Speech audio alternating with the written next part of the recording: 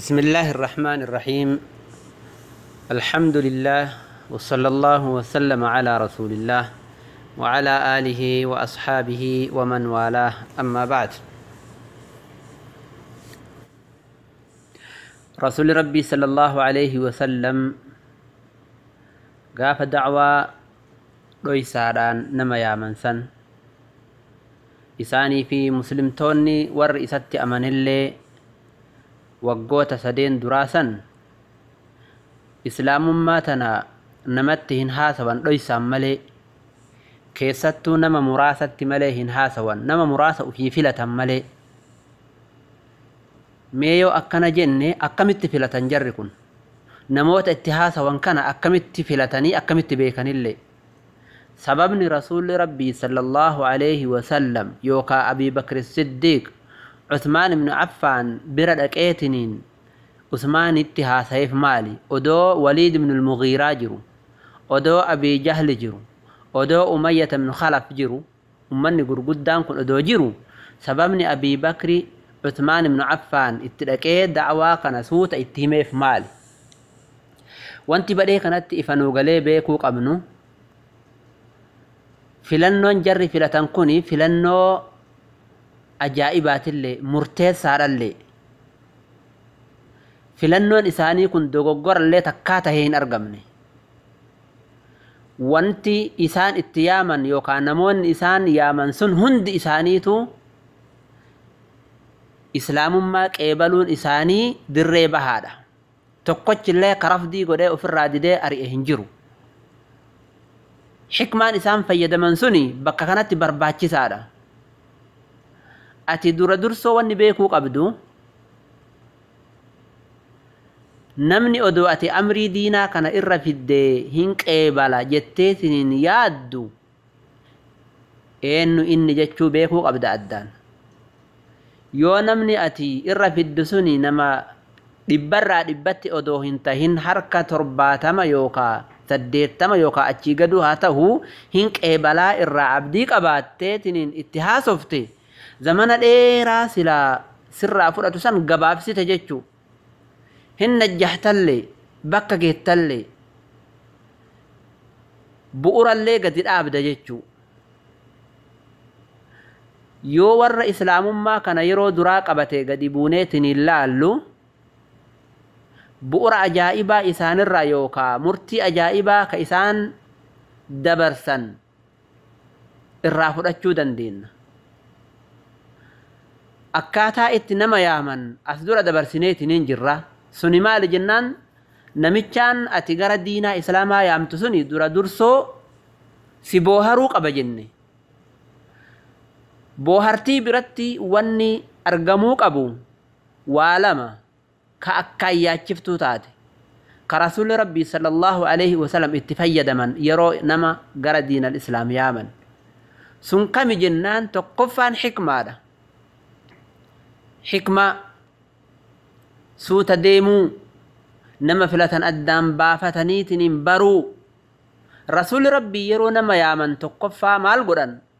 خيارهم في الجاهلية خيارهم في الإسلام إذا فقهوا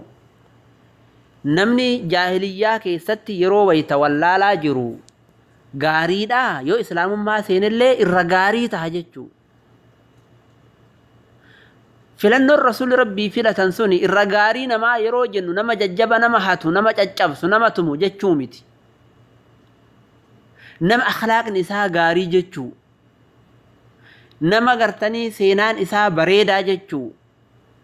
نما دوغا دبچو باي إسان جچو كأمانا قبن جچو كغوتم ما قبني في أرجم ما قبن جچو كوالقطم ما نما لالن جچو كأخلاق ببريدة نما إيمران جتشو مالي نما ججبا جاهليات إسلام مالي سينا ججبا جتشو نما تمو نما ججب سكرار آبتي نما جرتو جتشو ميتي نما قسي فلة جتشو رسول ربي نمني إسلام ماتنا التزاما يوكا قبتيت إن قجيل أنجل هنديمين لكن كوان غاري هجتو أرقتاتي كطبيعان إساء بريدة namni sun odoo diin ka qabatu taate da'waa islaamaa tanaaf jal'aabata yanjechuu nama akkasii saniin rasuulli rabbii sallallahu alaihi wasallam jalqaban takka lammaffaan wanni rasuulli rabbii irratti xiyyeeffatan dargaggeessa dardara dhugaadha da'waan nama umrii isaa hundattuu rasuulli rabbii ergamanii jiranii yookaan ammoo nama umrii hundaa'u waliin gayuudhaaf eemaramanii jiran laakiin namni rasuulli rabbii qajeelaan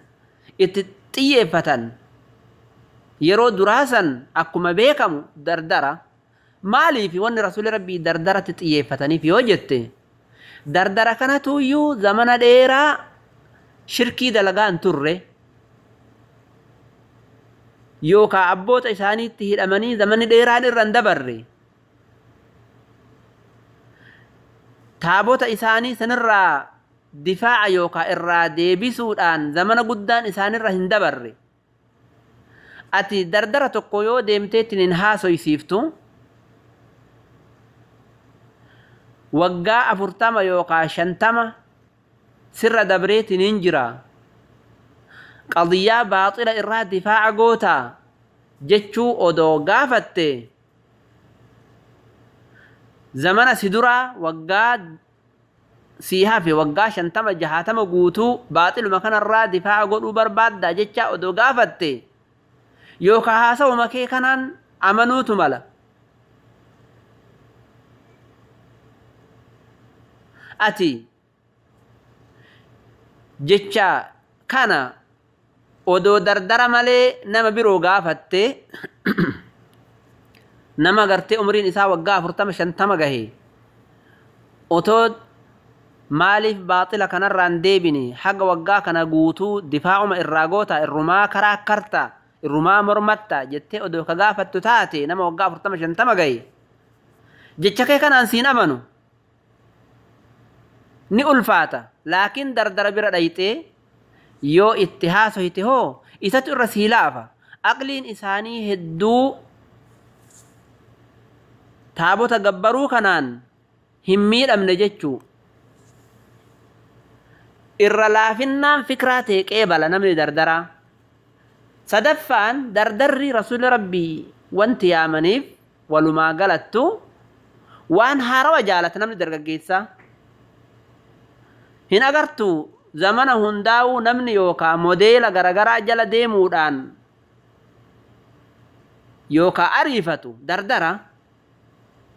otoo wanti sun fedhii isaallee ka qunnamuu baattu taate jala deema mataa garana cira garana oof surree garana lafarra harkisa wanni inni hin godhanne hin jiru modeela hordofa jechuu waan haarawa jaalata jechuu ma'anaan kana akka isaatti aqlii isaatti laakiin rabbiin kenna guddaan subhaanahu wa ta'aalaa hamaasaa guddaa kenneef dardara kanaa nashaaxa kenneef wanni kun hin ulfaata jechuu hin beekan inumaa hin mijaahu jechuu hin beekan islaamummaa namni baatu namni namatti geessu nama akkanaa kana murannoo dardaraa barbaada wayta akkana jennu da'waa islaamummaa kana baachuu manguddoonni bakkan qaban jechuu odoo hin tahin ka dardaraatu bakka bal'aa qaba jechuu sochii isaaniitu da'waa keessatti cimaadha jechuu haqarra gadi dhaabbachuuttu gartanii ka isaanii irra bakka qaba jechuu akkuma gartanii hikmaa rasuulli rabbii hojjetan irraa beekamu ummanni rasuula rabbiitti amanee da'waa tana bakkaan gahe hedduun isaanii dardara waggaa 18 digdamii 30 kan maalin bayna yoo jettan ba'da rasuula rabbiiti waggaa 40 faataanii warra du'etu jira kanaaf rasuulli rabbii sallallahu alaihi wasallam yeroo duraa dardaratti xiyyeeffatanii dardara keessattuu warra akhlaaqni isaanii gaariidha yaaman gara da'waa suuta sirriidhaan ummata kanatu da'waa baata jechuu waan beekaniif zamana rasuula rabbiillee akkasii zamana isaaniin boodaallee akkasii keessattuu zamana keenna kanallee da'waa suuta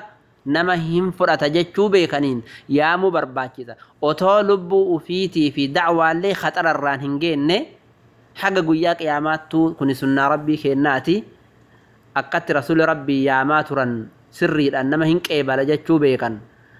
Kana ragaan hujii Abii Bakrin Siddiiq radiyallahu anhu da'waa keessatti hojjete. Eega rasuuli rabbii isa yaamanii mu'mintoota warra duraa yaamanii booda sochii Abii Bakri godhe ka inni gartanii islaamummaatti namoota hedduu yaame santu ragaanuu taha. insha Allahu haga yeroo biraa walitti deebinutti. Wassalaamu alaykum wa rahmatullah.